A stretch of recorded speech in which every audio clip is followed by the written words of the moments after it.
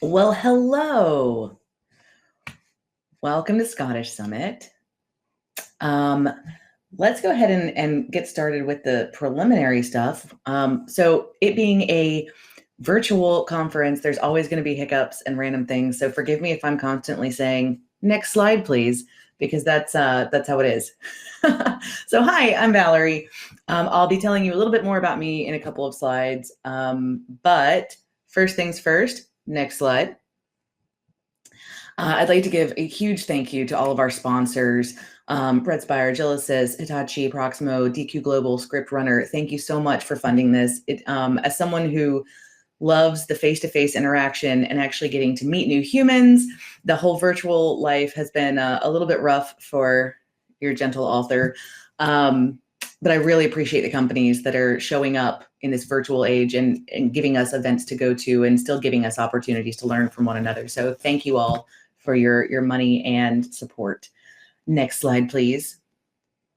All right, so I told you that I would tell you a little bit about me.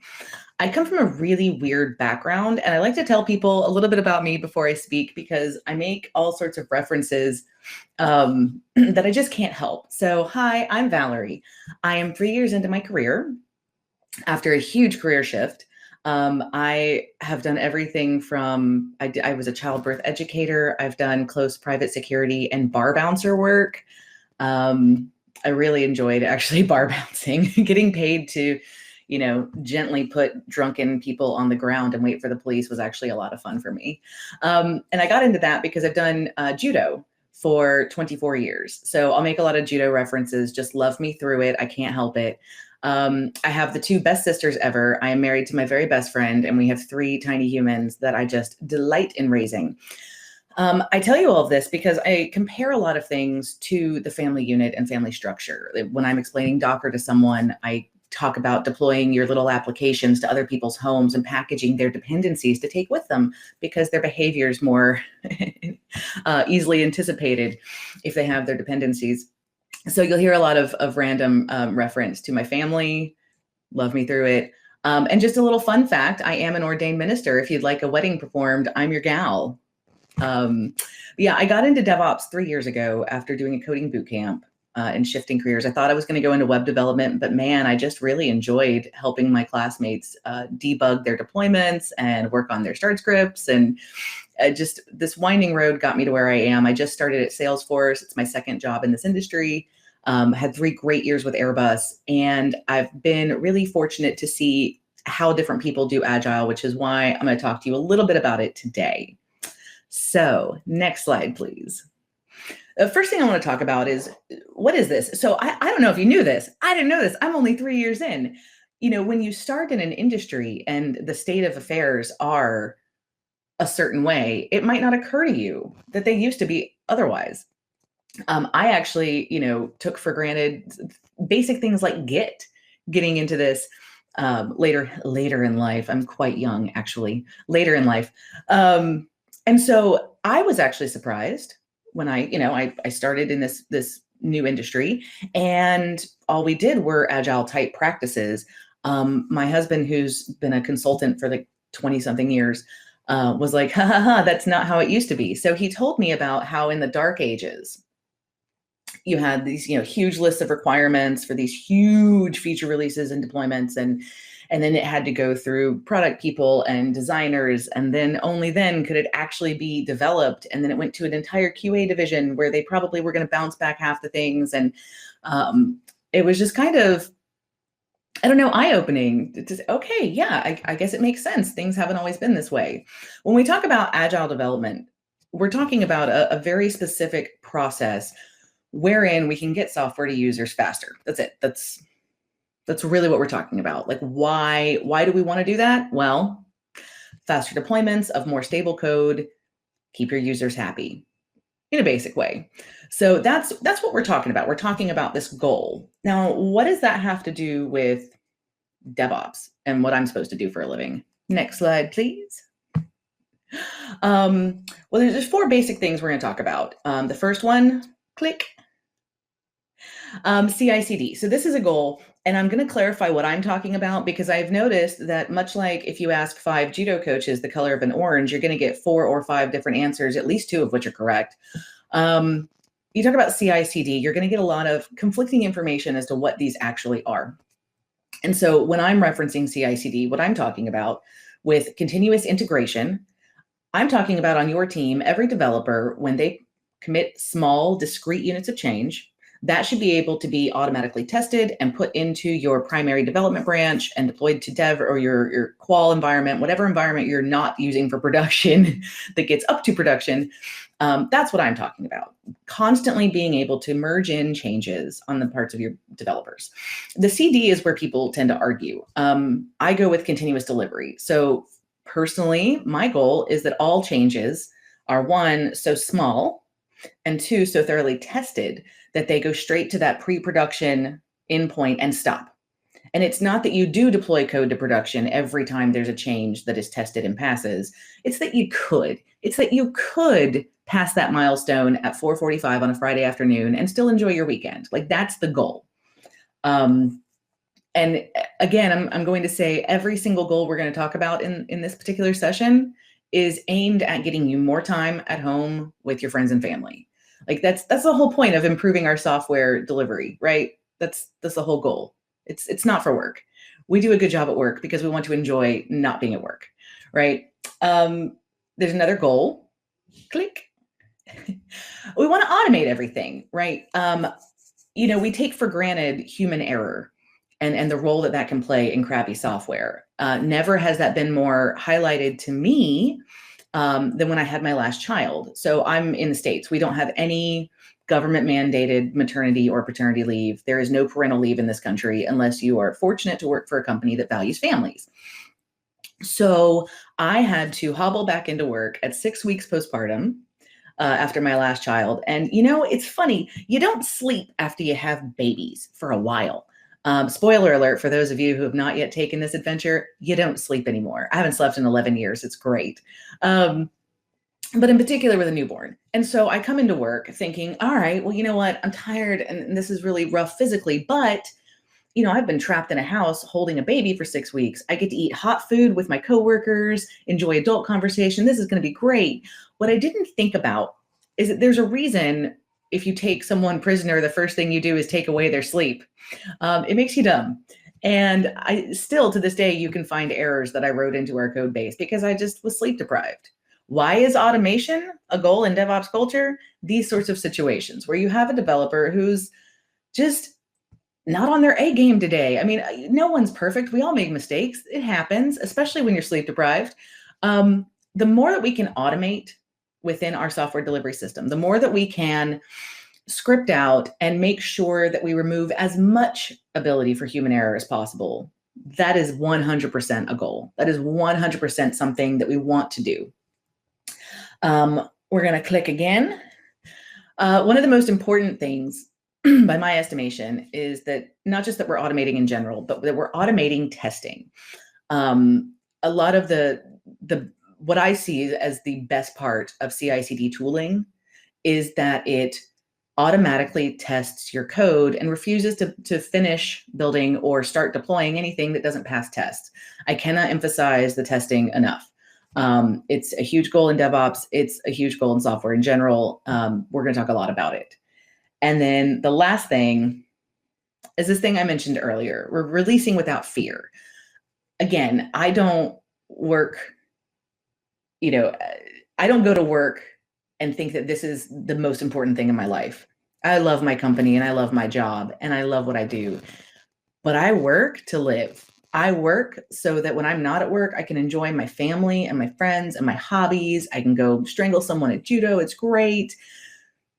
The whole point of writing good, clean, tested, working in production software is so that when we're not at work, we can not be at work and not have our Slack exploding 24 hours a day. So bearing in mind that these are our goals, I'm going to give you a brief rundown on what you're about to hear.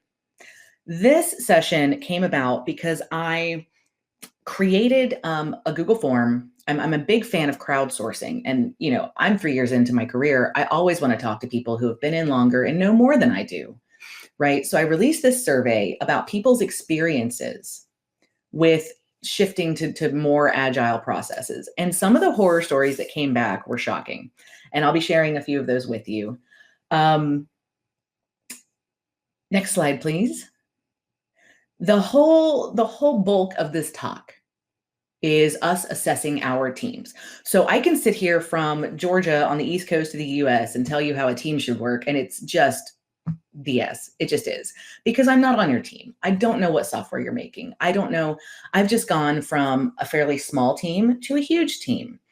I look at, because my partner is in consulting, I see the various kinds of companies for which he works, and there is no one size fits all. So what we're going to talk about in this session is how to assess your team, right? And so if you're in a management position or a leadership position, you're assessing the team, looking at how to make change, right? But if you're a team member, this is a good time to take some notes about your team's practices as a value add to your leadership, so that one day your leadership. We're going to talk about some very specific metrics for assessing how well your team is delivering software. And we're going to go back to this Agile framework for reference. That's what we're going to talk about.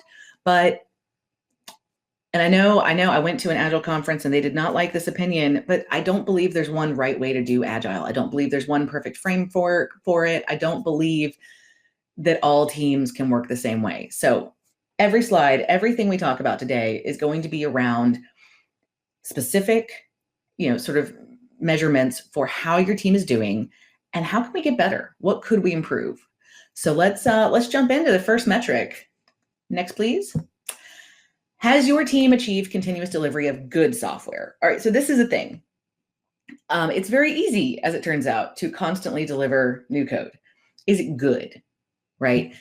What does good mean? Is it stable? Is it functional? Is it doing everything as anticipated? Is it good, right? And how do we get there? So let's say that one or both of these metrics are missing from your team. Either you're not continuously delivering or is not as good a software as it could be. How do we assess that? Well, the first thing is test-driven development. And I told you I was going to beat this particular horse to death. Just love me through it. Testing. Putting automated testing at every point in your build pipeline. Having your developers write their tests first. Now, that's hard in a startup environment. I'm going to throw out a little lifeline to you startuppers out there. It's really hard when you have this never-ending pressure to deliver something because it's new. It feels like you don't have time to write your test first. That is a lie. It is a lie, because what you don't have time for is to bang out mediocre software and then a year or two later have to refactor it all. That's what you don't have time to do. Once you've got this developed product and you're trying to really focus on new features and functionality, that's not a good time to refactor and suddenly start testing. So test every step of the way, please. More importantly, making the smallest increments of change within your software. So constantly looking at your ticket system, right? Are you creating tickets for far too large a unit of work? Can that be broken up? Can you make that an epic even and break it up into myriad user stories and tasks? How can you change the smallest thing possible? Because the smaller the change, the easier it is to track it if it breaks something, and the easier it is to correct. So I would say that those are probably two huge factors in getting to continuous delivery of good software. Testing before you write it, testing as you're testing it in various environments, testing it automatically at build and package time, and then at deploy, like testing and the smallest units of change. Those are going to be sort of your golden ticket to better software. And I will say management plays a part in this, right? So we don't want to, you don't want to make like promises on the part of your developers that if they keep them, it means not doing test-driven development. It means banging out changes as quickly as possible in these huge chunks. Like if you're in product or if you're leadership, try not to overpromise. It's good to have stretch goals. It's good to push the envelope a little, but at the price of quality? Yeah, so there were some horror stories around this one, mostly having to do with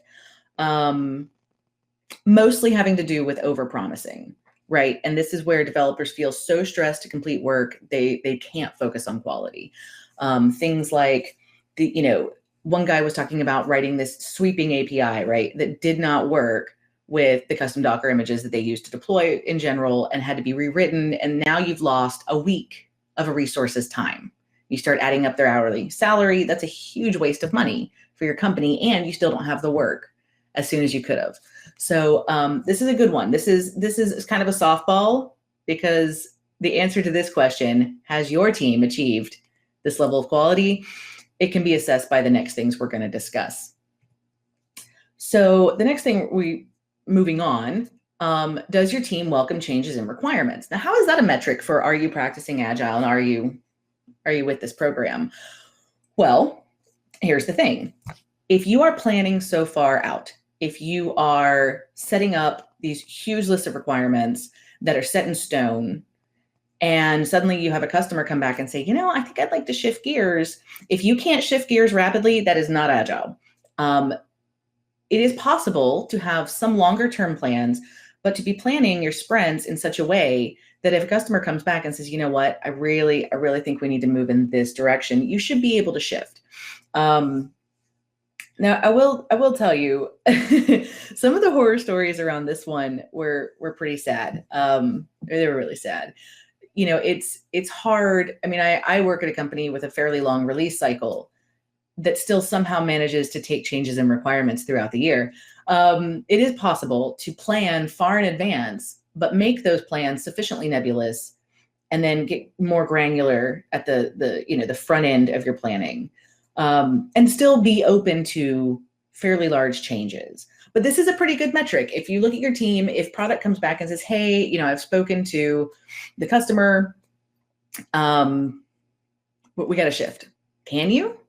So one way to get more towards a place where you can is to constantly have your product and customer facing resources in your sprint planning and sprint reviews, right? So if the only people planning out your sprint are your development team, that's potentially problematic, right? Because we sit in our cubes, we write our alphanumeric characters that change the world with kick-ass software, but we're not typically speaking to the customers in any given org, right? So including people who do speak directly to your end users, people who do have a little bit of a pulse on how they're feeling and what features they want and what features are working and which ones aren't. It's a really good idea to include your product and sales and customer facing resources on your team meetings. And maybe not every day, maybe they don't come to stand up, but once a week, twice a week, or at least include them on all shared documentation and include them that way. Talking to the people who talk to your end users is a really good step towards being more agile in this particular facet, because it is so much easier to shift to changing requirements if they're coming rapidly and in small increments. Not, we're talking to product for the first time in a month. Oh yeah, we've got to make these huge changes. If you're speaking to them once or twice a week, now we're looking at small shifts, small movement. Cool. It's way easier to be agile if you're only moving a little bit. That's what I say. I'm not a runner. I'm not like a track star. So I like small races, distances. Next slide, please. All right. So this is another one. Do your business and development teams work together? Right. So we talked about this a little bit in the last slide. But again, if you have people speaking to customers, coming up with wish lists for features, coming up with demands for developers, and they're not working very closely with the developers to make sure that those plans, wants, wishes, asks are included in sprint planning, how on earth can you have this cohesive product that meets all needs? It's impossible.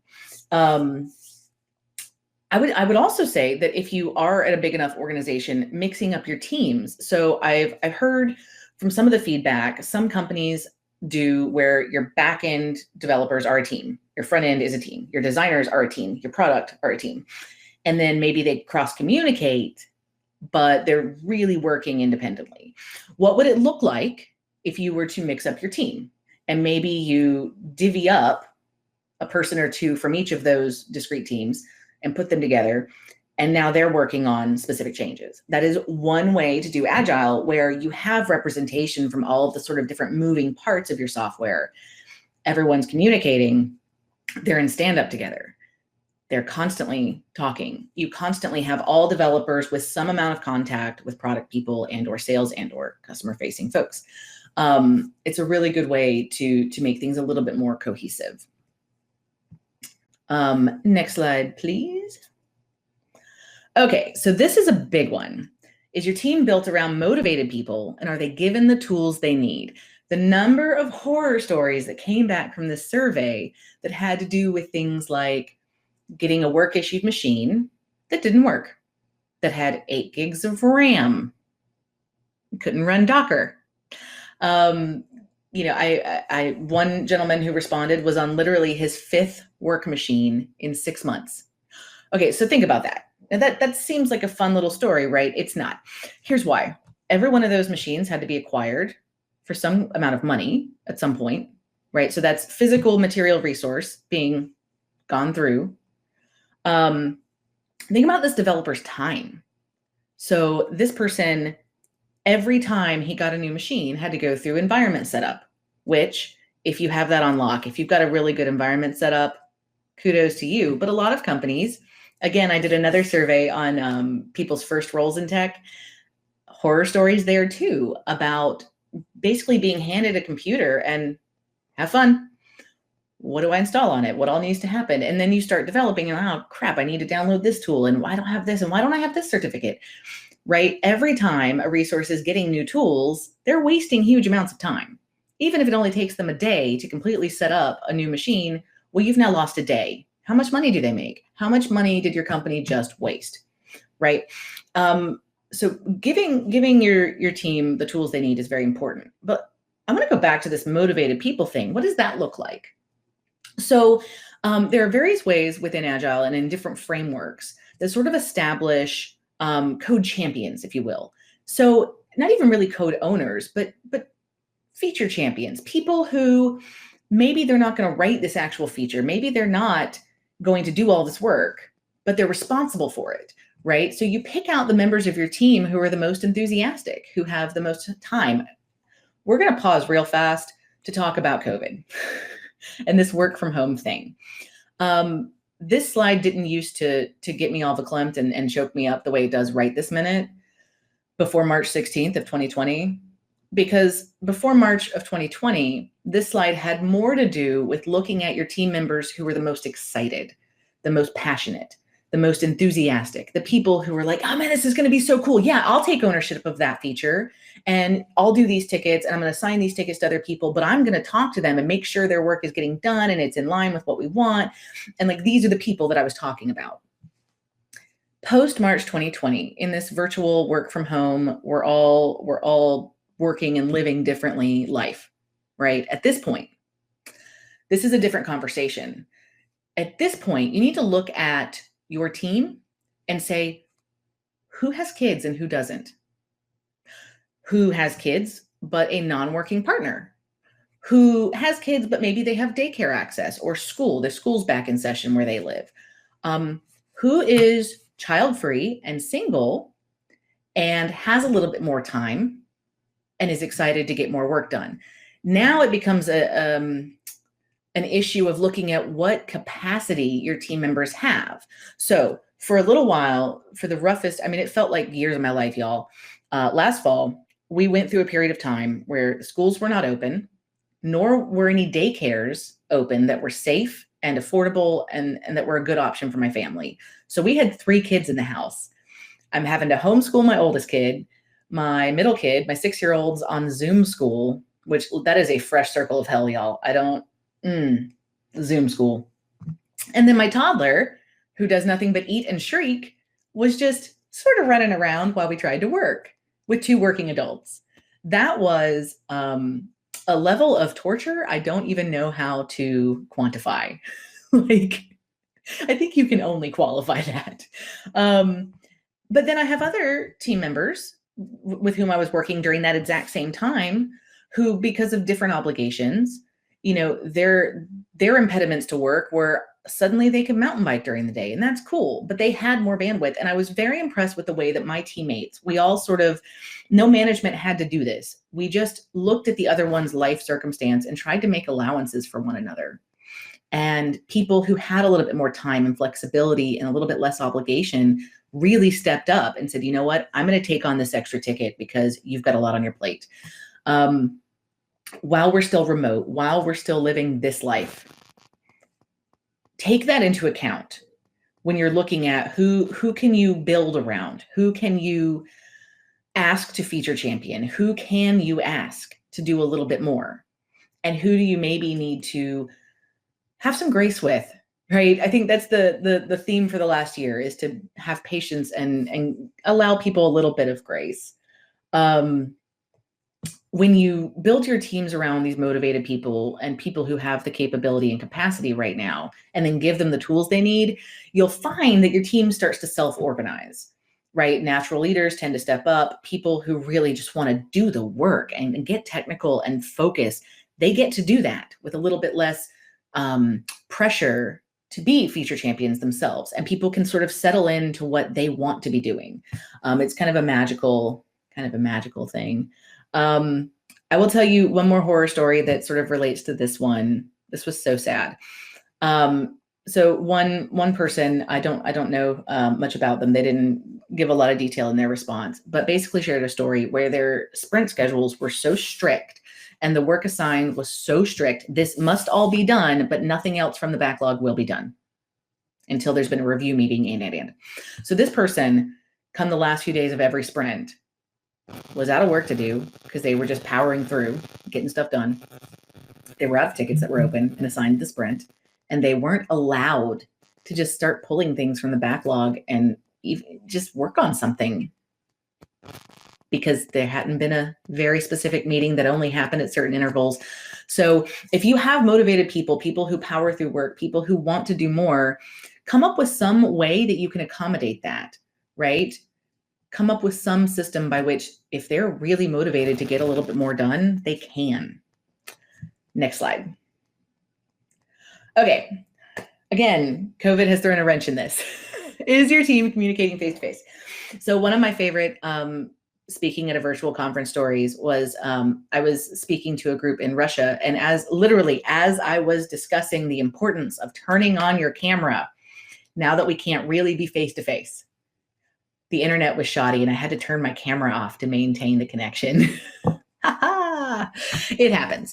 But let's talk about what face-to-face means right now in this reality. Right now, we're not face-to-face because you can see me, I can't see you, and it makes me very sad. But with your teams, whatever productivity tools you use to communicate, look, I get it. I get that none of us have put on real pants for work in a year. I get not wanting to do your hair. I freely admit I had a pixie cut when this nonsense started, and I wore a beanie hat every day until the pixie grew out. And actually, it was really convenient of COVID to give me a very, very comfortable place to grow out a bad haircut. I get it. None of us want to be on camera. I get it. Do it anyway. And do it anyway. Why?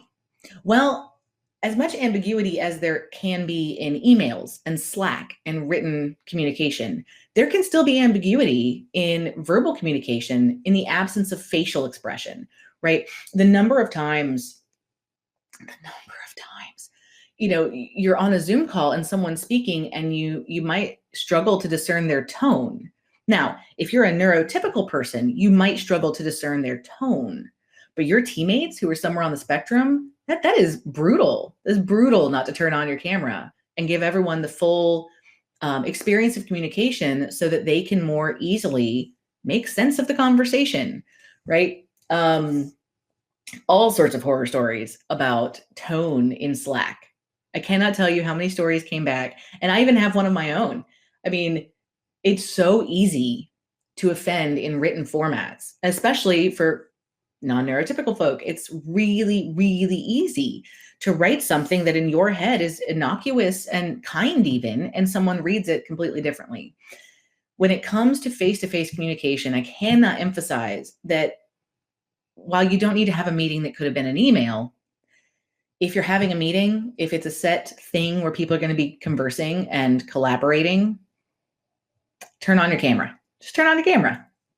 Everyone thinks you're beautiful. And honestly, most people are so self-absorbed, they don't even notice your hair is out of place. They don't even see it. It's great. And we're still at home, still pants are still optional. I mean, you still have some freedom there. Just turn on the camera from here up. It's not a big deal. No one cares if your house is messy. They're not paying attention. This is a big deal though. I mean, it wasn't that big a deal, I don't think, before COVID, before this was just our reality, right? And now there are all these pros to this virtual thing, right? It's easier to get to work. You just kind of walk to where your laptop is or bring the laptop to bed. I'm not judging. I'm not judging. We're not commuting like we were. We've got a little bit more time in our day, but it can be really weird. If you are feeling Zoom fatigue, if you are feeling worn out from these virtual meetings, a couple of tips. Turn your camera on and then turn off your preview so you don't see yourself. I think a lot of times people get just a little self-conscious because they can see themselves. Hide it. You don't need to see that. You know what you look like. It's not a mirror, right? You don't have to see it. Make your meetings more palatable. If you're going to ask all of your teammates to mute when they're not speaking and keep their video on, then every single meeting needs to have a set agenda that people can alter ahead of time to add in, remove things, comment on things, what have you, and then stick to that, like really stick to it. If someone starts to tangent, say, hey, let's parking lot that for now. We're going to stick to this agenda. Those are two really simple ways to sort of combat this virtual meeting fatigue we're all feeling. Don't look at yourself in the preview, get rid of it, and then have a really set agenda and stick to it. It is non-negotiable. If this is a 15-minute meeting, then damn it, at meeting 14, second 59, we're done, right?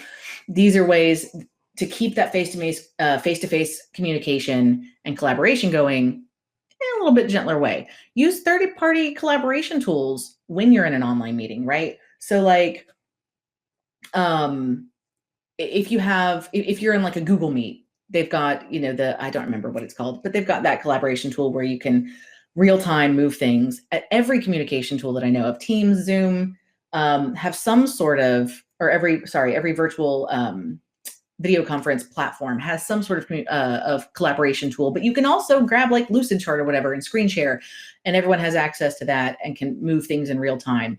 If the speaking over one another, if people are just kind of introverted and don't want to speak on a video chat, there are ways around that to still have face-to-face communication and great collaboration. Next slide. Okay. Do your processes lead to sustainable development? What does that mean? Sustainable development, right? So in any given software, obviously there's going to be, lulls and spikes in what's expected, but they should not be a huge difference in your workload. It should be little shifts.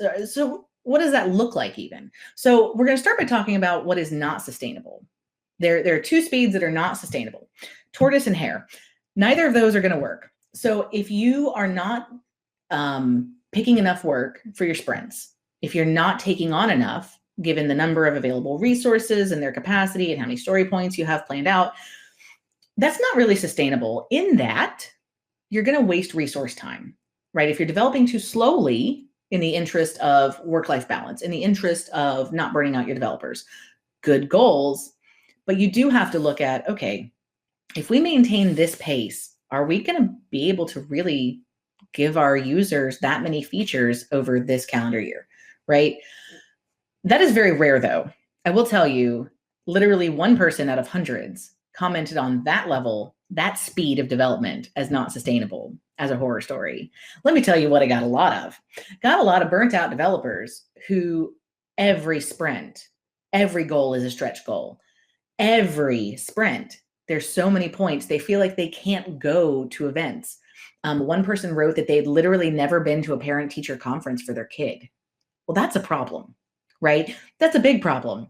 And I know that there's a lot of debate about what work-life balance really looks like, but let's talk about what it does not look like. It does not look like some of the horror stories I read of literally dozens upon dozens of people saying, hey, I work all day and then all night. And COVID has made this worse. For people who can, there is no longer that distinct get in the car, leave work line in the sand of this line demarcating your time, right? It is so easy. I watch my partner do this all the time. I'm going to out him. I'm going to internationally out him right now.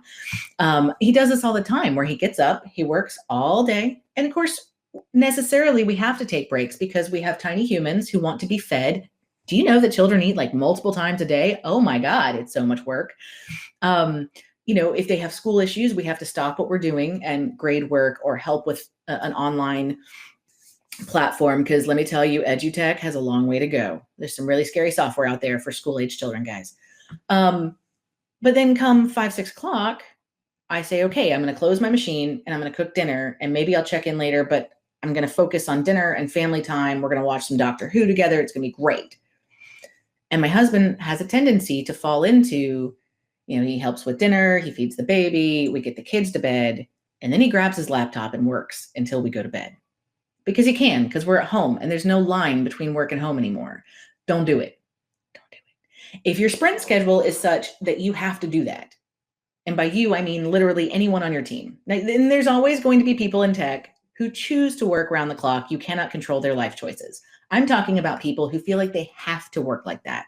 People who feel like they don't have a choice but to work all day, all night, all weekend.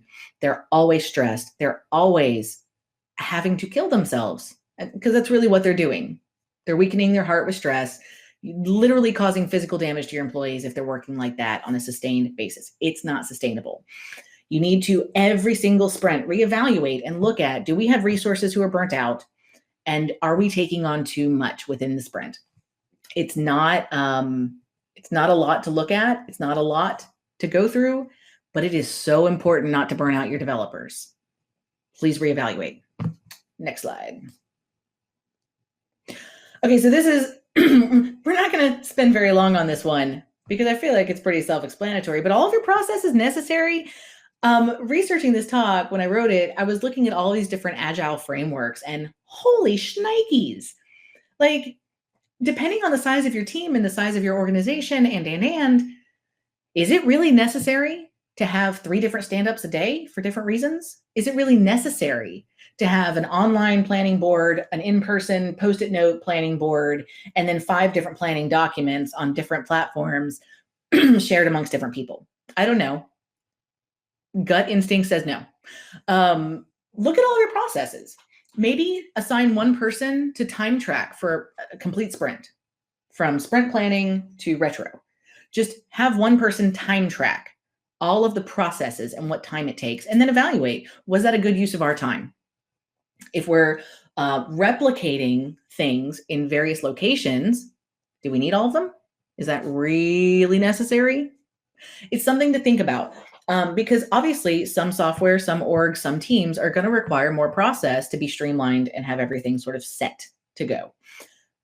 Other teams, not so much, right? And so if you're at a startup trying to move quickly and still focus on test-driven development, you might want to minimize your processes, like especially when time is of the essence. So really step back, spend a full sprint cycle, or, depending on how long, you go, if you do like a 6 sprint set, maybe time track for that long, and really evaluate, are all of your processes necessary? Are they actually contributing?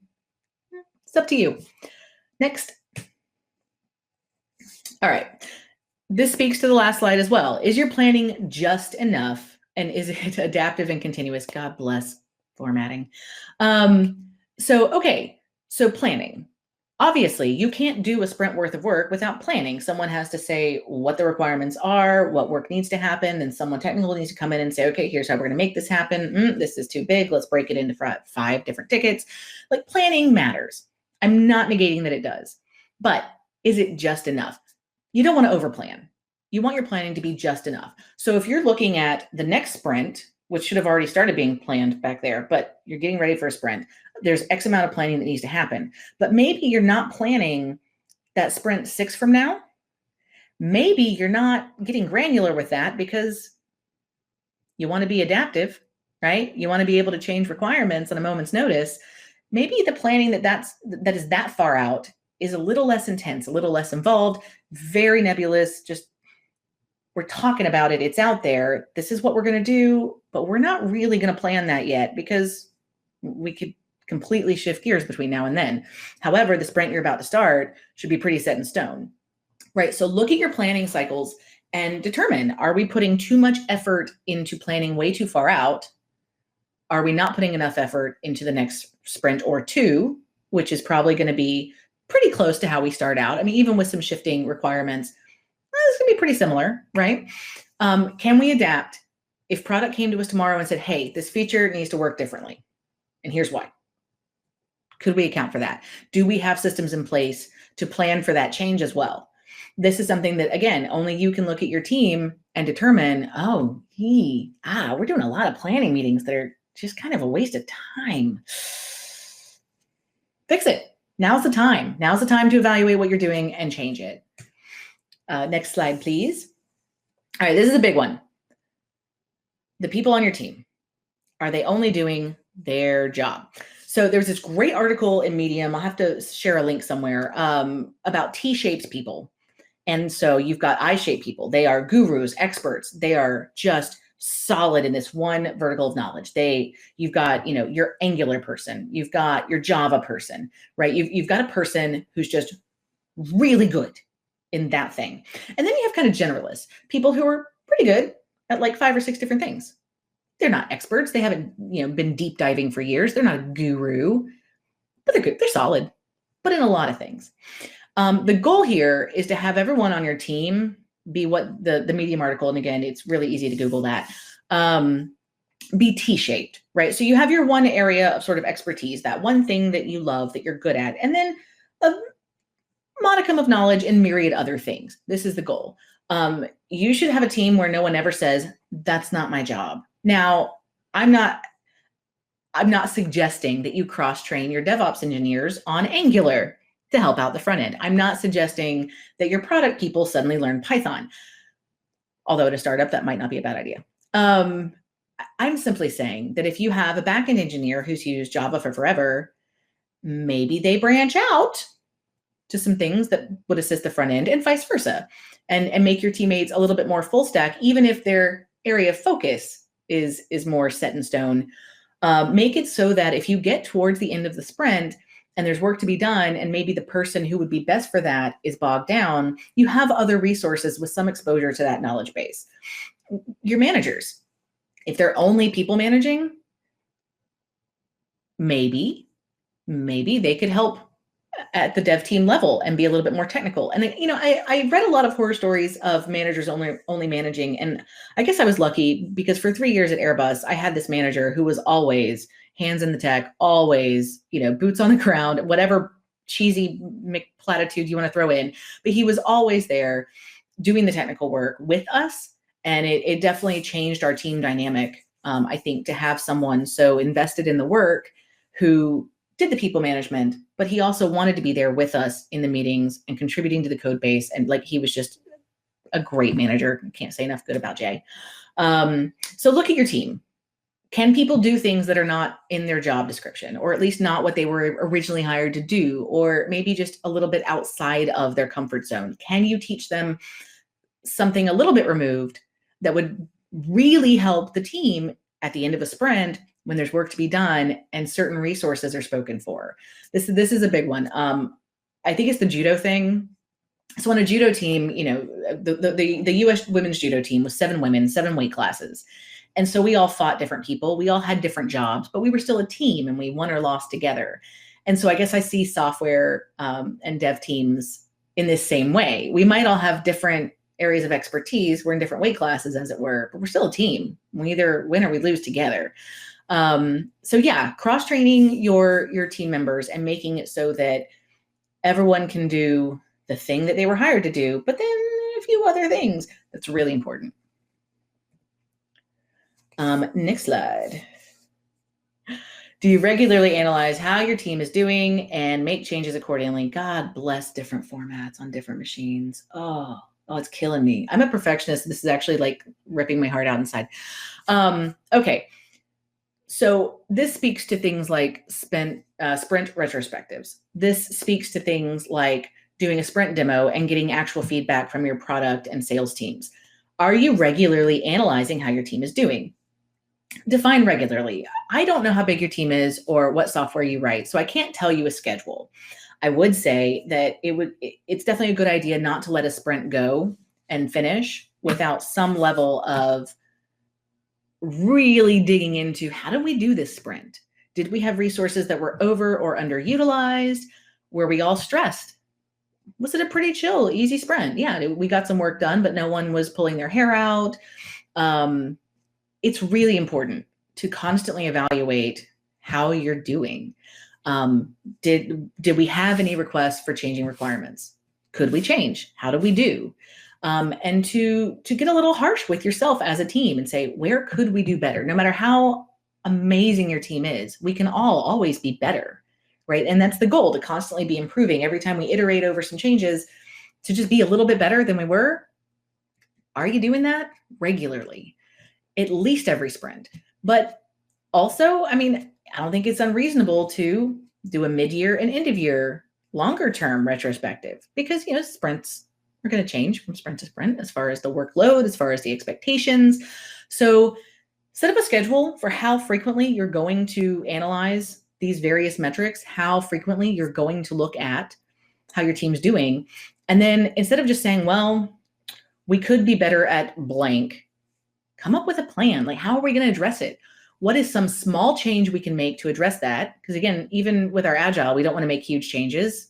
It's easier to pinpoint what went right and what went wrong if we make smaller changes. But what's something small we can change to address this, you know, sort of deficiency on the team? And then give it a couple sprints, see how that works, and then make another small change. This is really important if you'd like to constantly be improving. Next slide, please. So I've given you a whole lot of things to look at within your team. I've given you some ways to improve anything that you see that's maybe problematic. I would love to connect on Twitter and hear about your team and hear, you know, maybe a few months from now, were you able to assess your team's performance and assess your agility and assess how you're doing agile, and make some changes and see an improvement in job satisfaction? Because I'm going to say it again, the whole reason we do this, the whole reason we try to get better as a team and make better software, is so we can have better lives outside of work. If you are able to change some things on your team and end up having a little bit more free time, more stable software, I would love to hear about it. This has been a pleasure. I hope everyone out there is having a great conference, and hopefully I'll get to see you in person next year.